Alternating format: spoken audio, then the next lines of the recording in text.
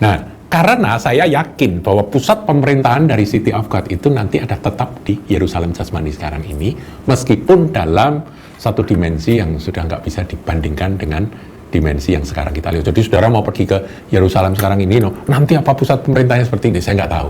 Jelas ini nanti terjadi perubahan-perubahan yang dari yang duniawi menjadi yang surgawi, surga yang turun, datanglah kerajaanmu, kerajaan Allah nanti akan ditegak. Tapi lokasinya seperti yang dijanjikan Tuhan kepada Abraham tetap.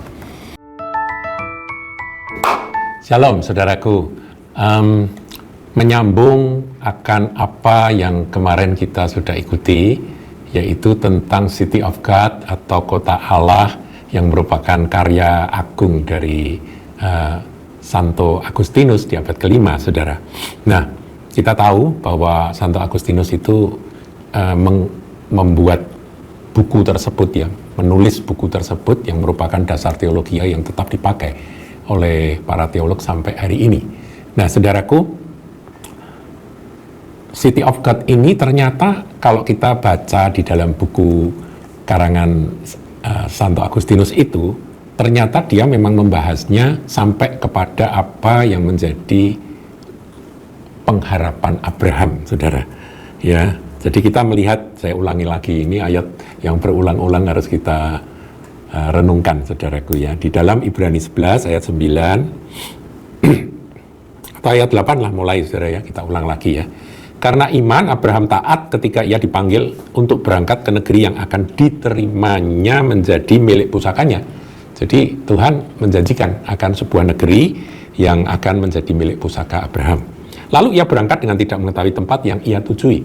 Jadi memang Abraham percaya saja.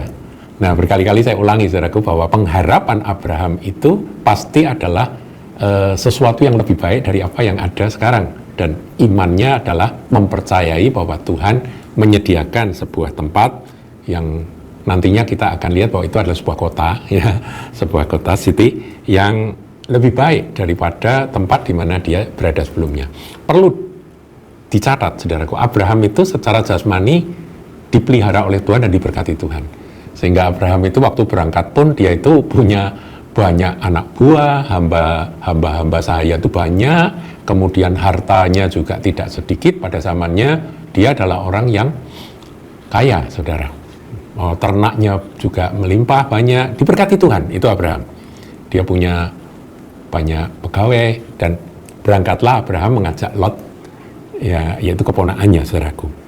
Kemudian ayat 9, karena iman ia tinggal di tanah yang dijanjikan itu seolah-olah suatu tanah asing, padahal itu yang dijanjikan. Nah, ini menarik untuk didalami, saudaraku. Jadi rupa-rupanya setelah dia sampai ke tempat itu dan Tuhan juga teguhkan dengan berfirman, kemarin saya katakan ada 4 kali Tuhan mengulang, ini tempat yang menjadi milik pusakamu dan keturunanmu. Nah, keturunan mana Tuhan? Aku nggak punya anak, begitu ya. Istriku mandul dan kami sudah tua.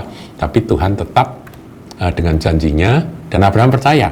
Itulah yang dikatakan bahwa percayalah Abraham, maka Tuhan memperhitungkan menjadi sebuah kebenaran. Jadi itu dasar dari prinsip dibenarkan itu karena iman, seperti Abraham. Nah, kemudian Abraham, saudara, setelah benar-benar dia menduduki tempat yang dijanjikan itu sampai ke tanah Kanaan, dia menganggap dirinya sebagai orang asing. Karena iman, ia diam di tanah yang dijanjikan itu seolah-olah suatu tanah asing. Lah, ini menarik, aneh, saudara, ya. Dan di situ ia tinggal di kemah, bukan rumah, dengan Ishak dan Yakub, yang turut menjadi ahli waris yang satu itu. Jadi 2 janji lokasi atau janji tempat yang Tuhan tunjukkan itu sudah dikenapi. Janji keturunan yang rasanya mustahil, nggak mungkin, juga sudah diberikan. Di usia 100 tahunnya Abraham, Ishak lahir dari istri, yaitu Sarai, yang nanti berubah Sarah, yaitu usianya sudah 90 tahun. Saudaraku, ini kan kisah dari bapak orang beriman, jadi kita harus belajar. Ini ulangan saja dari apa yang sudah saya sampaikan hari Minggu 2 kali ibadah, dan juga kemarin dalam perbincangan dengan Pak Pendeta Timotius Agung, supaya saudara semakin kuat dan semakin paham.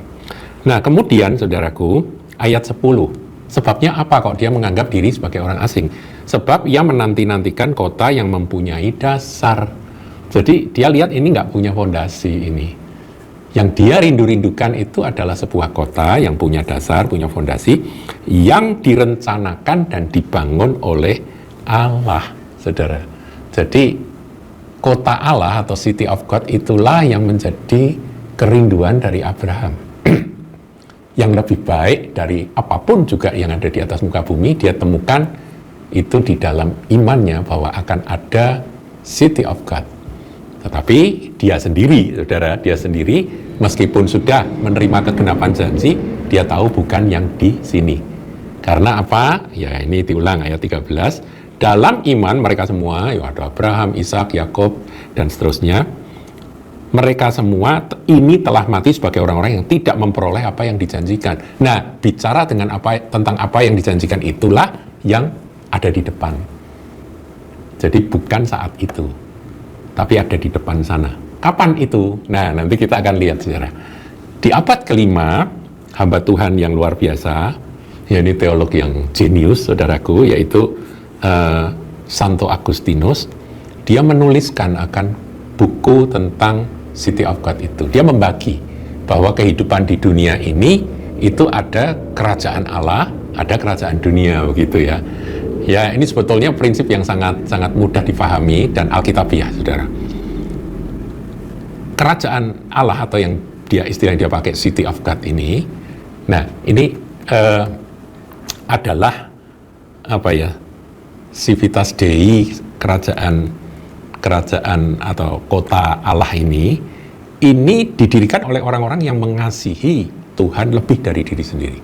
Orang yang percaya, orang yang taat, orang yang cinta Tuhan, dan punya pengharapan kepada Tuhan. Itu mendirikan City of God, Civitas Dei. Sementara Civitas Terrena atau kota dunia itu didirikan oleh orang-orang yang mencintai diri sendiri.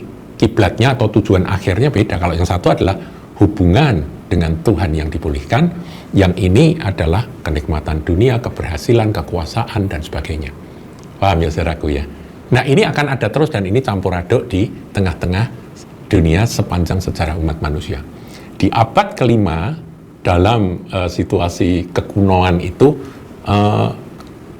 tajam sekali. Santo Agustinus sudah melihat itu. Ya, pemisahan antara kerajaan Allah dan kerajaan dunia. Tapi ini akan ada terus. Nah, yang dia sampaikan dalam hubungannya dengan iman Abraham itu tertulis di buku atau paragraf yang ke-16. Di dalam buku yang ke-16 itu dia menyebutkan tentang pemilihan Abraham. Jadi Abraham itu dipilih sejak zaman nenek moyang, kemudian Nuh dan sebagainya, ya, kemudian Abraham dipilih. Ini bagian terpenting dari buku ini adalah panggilan Abraham yang ke-16. Dan kita tahu ada 22 kitab ya, atau 22 paragraf. Dan ini menandai tahap baru dalam sejarah keselamatan umat manusia, iman Abraham. Nah, Allah memilih satu orang ini untuk nanti menjadi satu bangsa. Yang kita tahu bangsa itu secara jasmani adalah bangsa Israel.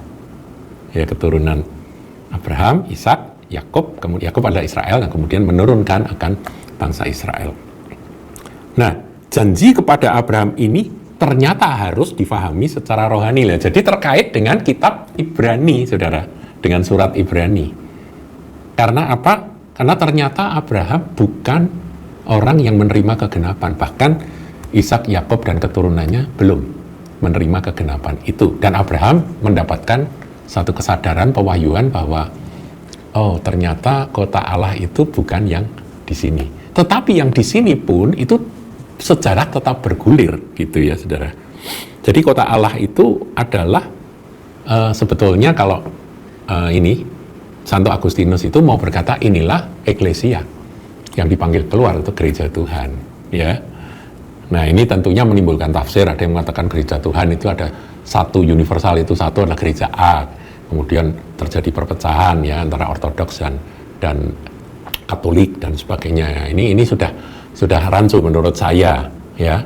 Ya, kita harus mengacu kepada sebetulnya pesan apa yang ada di dalam kitab Ibrani itu. Yaitu bahwa memang kota Allah itu ada ketika Kristus itu berkuasa. atas pribadi, atas komunitas.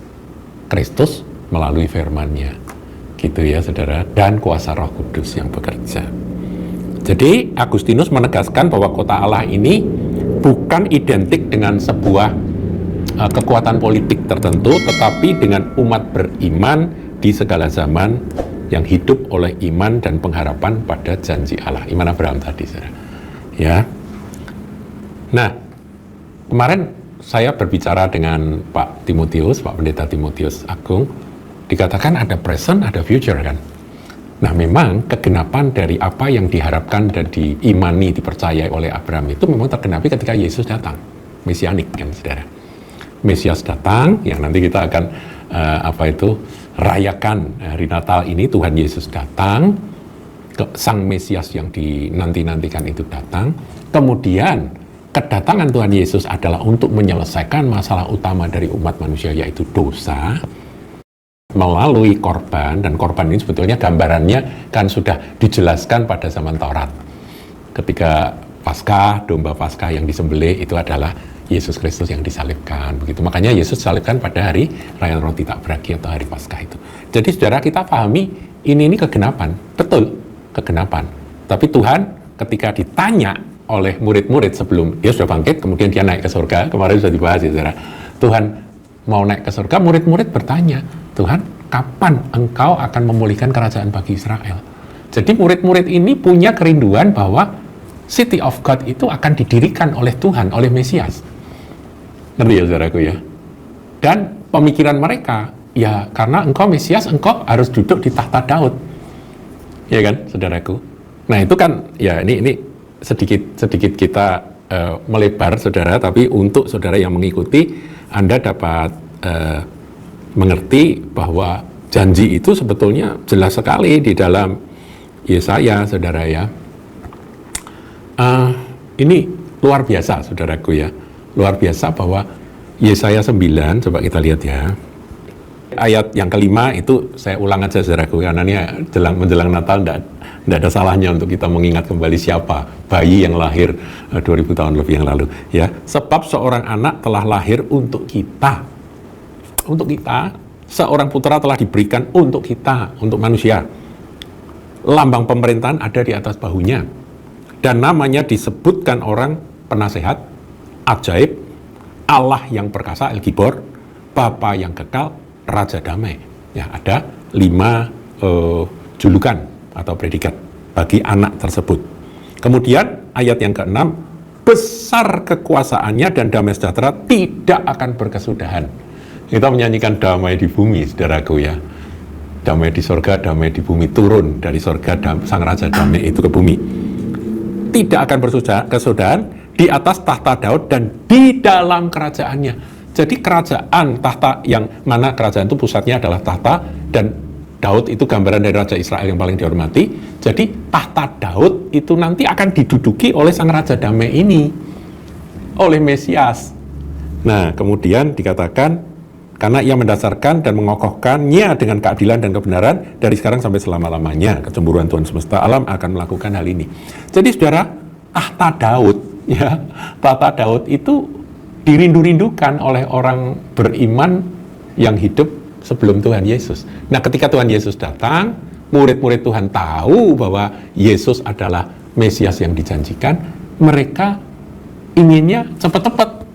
Ayo toh Tuhan, engkau duduklah di tahta Daud itu dan genapilah damai sejahtera yang tak berkesudahan dalam kerajaan yang kita sudah rindu-rindukan. Karena Israel secara politis dan jasmani waktu itu memang nggak punya negara, nggak punya pemerintahan.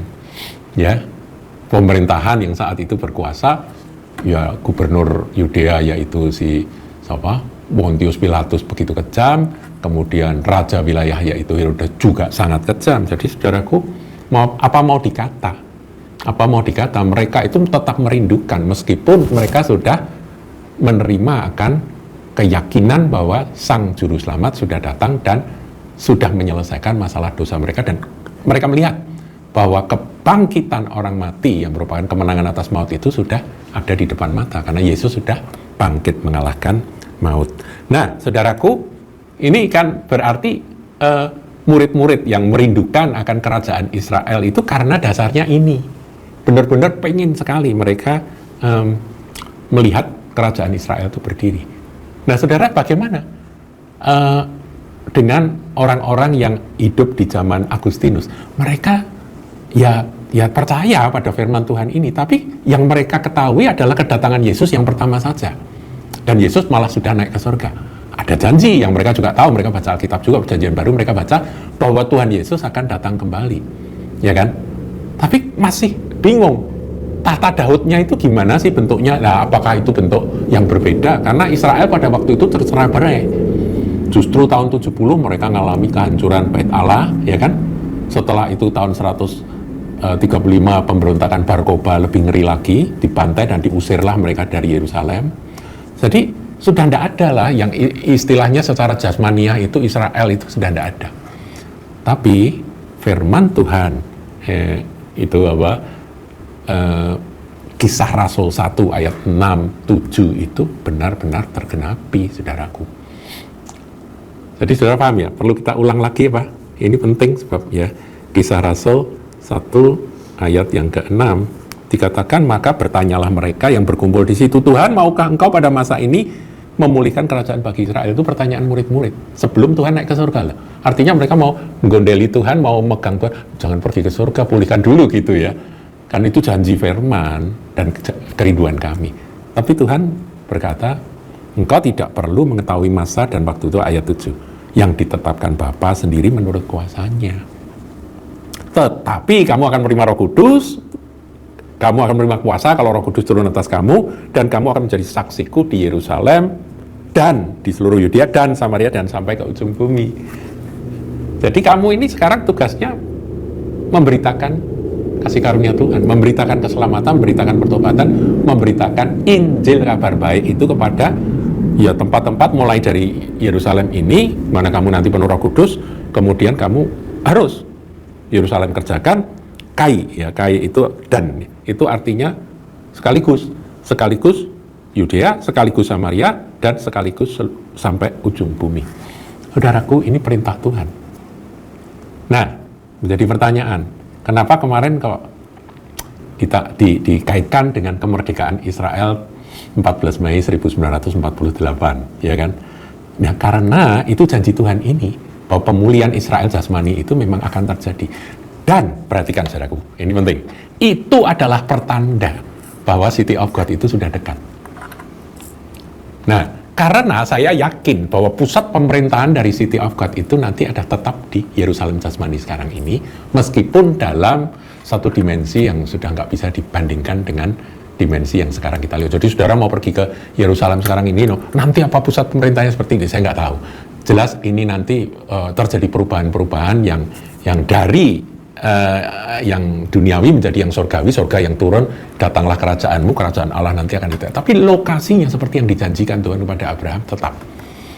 City of God-nya itu pusatnya ada di sana, tapi kekuasaannya sampai ke seluruh muka bumi. Itulah kerajaan 1000 tahun yang akan didirikan oleh Tuhan Yesus ketika dia datang, dia membinasakan antikristus dan antek-anteknya, kemudian dia menegakkan akan kerajaan yang disebut dengan 1000 tahun itu. Pemerintahan 1000 tahun bersama dengan orang-orang kudusnya yang sudah dibangkitkan. Paham ya saudaraku ya?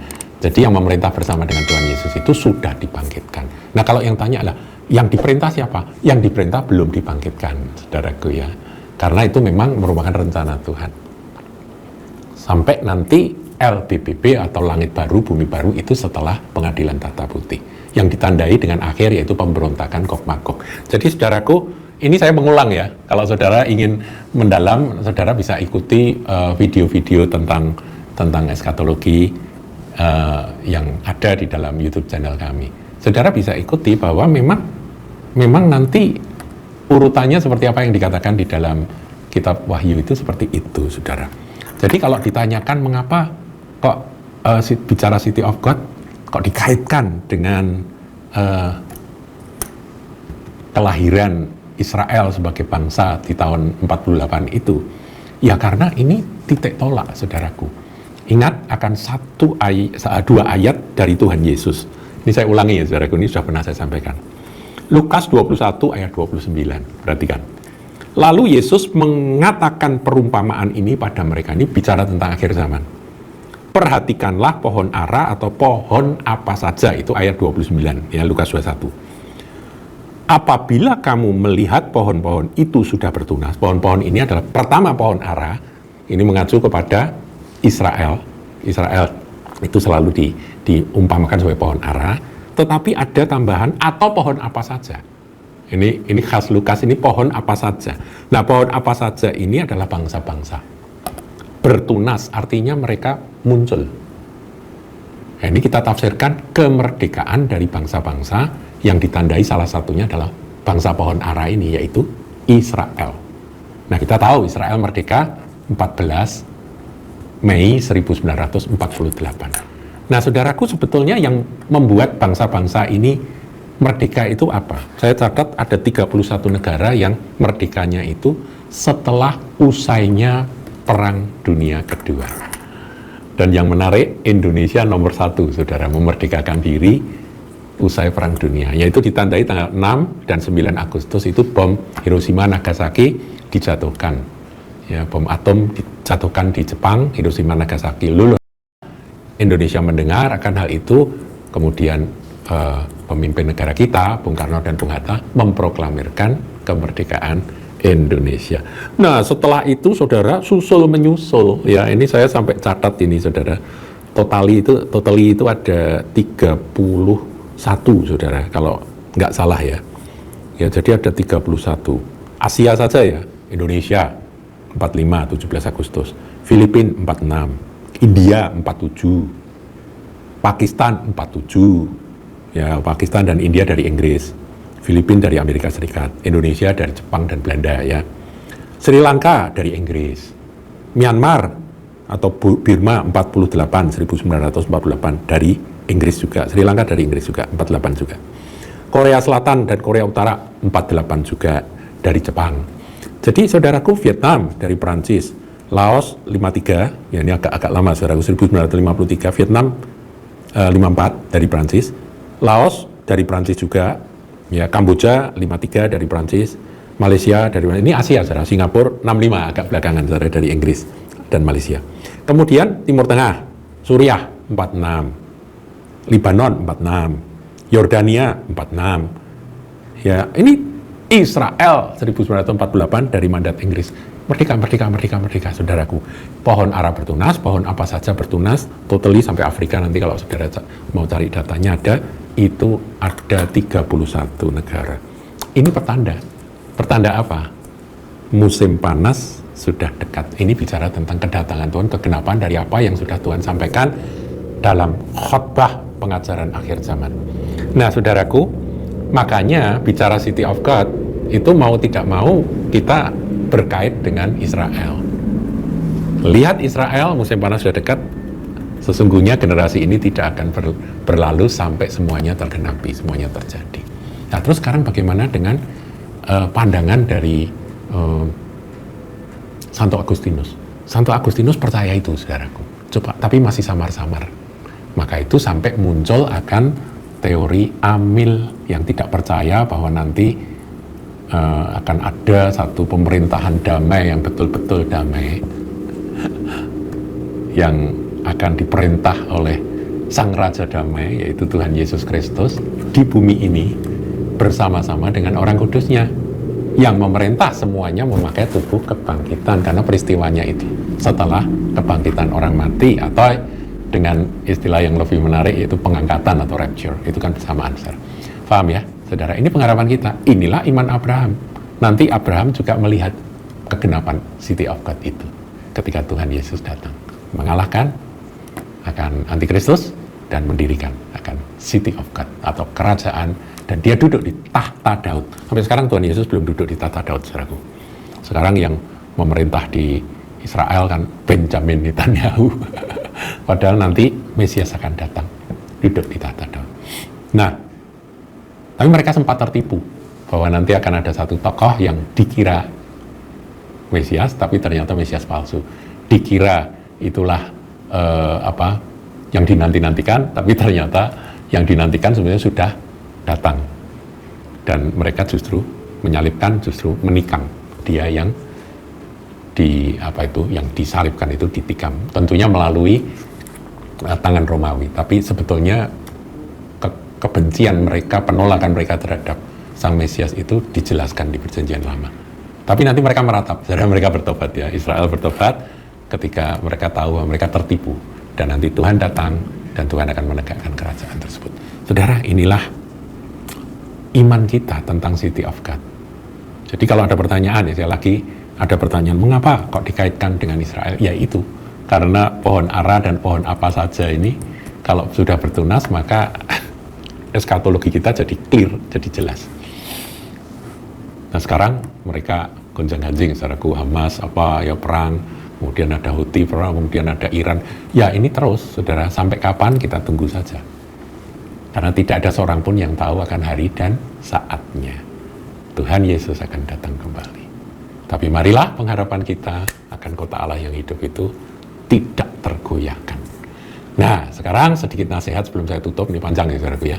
Sebelum saya tutup, yaitu kalau Anda hidup di atas muka bumi, ingat, iman Abraham harus ada. Kita sedang berjalan menuju ke kota Allah yang hidup itu. Kalau kita harus selesai terlebih dahulu mati, maka biarlah kita mati dalam iman. Dan kita memandang akan hari kebangkitan, nanti kita akan masuk ke kota Allah yang hidup itu, bersama-sama dengan Yesus Kristus Tuhan dan Juru Selamat kita selama-lamanya. Jadi inilah gambaran dari iman kita, pengharapan kita. Jadi kalau saudara misalnya diberkati, sukses, jangan merasa bahwa ya ini aku mau kekal di sini, nggak bisa, saudaraku. Yang penting Anda siap untuk ke kota Allah. Nah, Rasul Paulus menjelaskan bahwa yang nanti menyongsong Tuhan ketika Tuhan datang itu yang mati dalam iman kepada Yesus Kristus akan lebih dahulu dibangkitkan, yang masih tinggal hidup ketika Tuhan datang akan diubahkan dan nanti kita akan menyongsong Tuhan di angkasa dan mendirikan kerajaan 1000 tahun. Haleluya, Tuhan Yesus memberkati. Jangan lupa like, comment, share, dan subscribe channel GKBK Hal Semarang.